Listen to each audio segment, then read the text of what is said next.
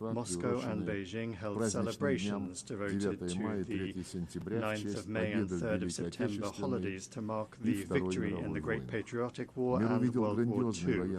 The world witnessed grand military parades commemorating the decisive contribution of the peoples of the Soviet Union to the defeat of Nazi Germany and the particular role of the people of China in defeating militaristic Japan. We sacredly honor the memory of our brotherhood in arms with all of our allies who stood on the side of truth in the fight against the forces of evil. One of the enduring outcomes of that war was the creation of the United Nations. The principles of its charter agreed upon by the founding fathers of our organization continue to serve as a shining beacon of international cooperation.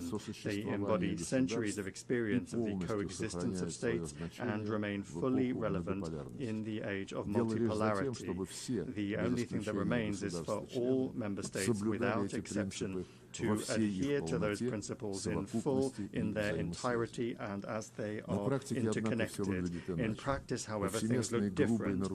Widespread, gross violations of the principle of the sovereign equality of states are undermining faith in justice itself and leading to crises and conflicts. The root of the problem lies in the incessant attempts to divide the world into us and them, into democracy and autocracy, into a blooming garden and a jungle, those who are at the table and those who are on the menu, into the chosen ones who are allowed everything and the rest who for some reason are obliged to serve the interests of the golden billion.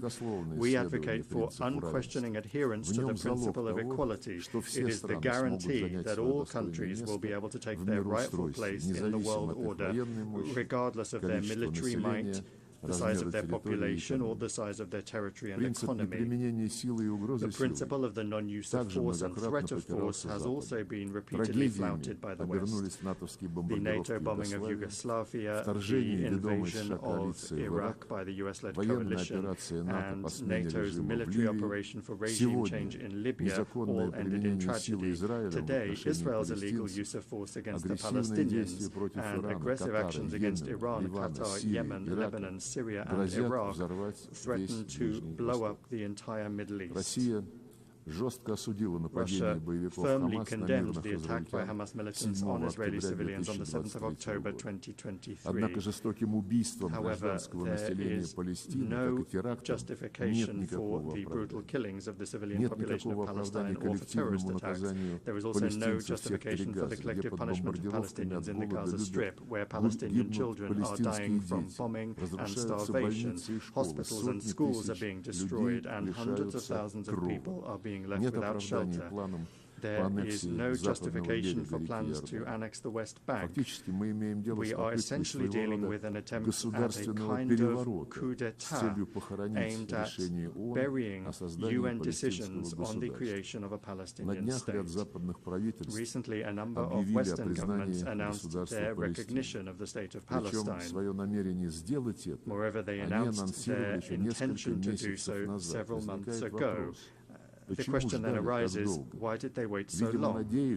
It seems that they had hoped that soon, by the time the General Assembly session was convened, there would be nothing and no one left to recognize. The situation requires urgent action to prevent such a scenario, which was strongly advocated by the participants at the high-level international conference on Palestine. The strikes on Iranian facilities under IAEA safeguards deserve condemnation, as do the strikes on the capital of Qatar at a time when negotiations with Hamas were being held there with the participation of American mediators, among others.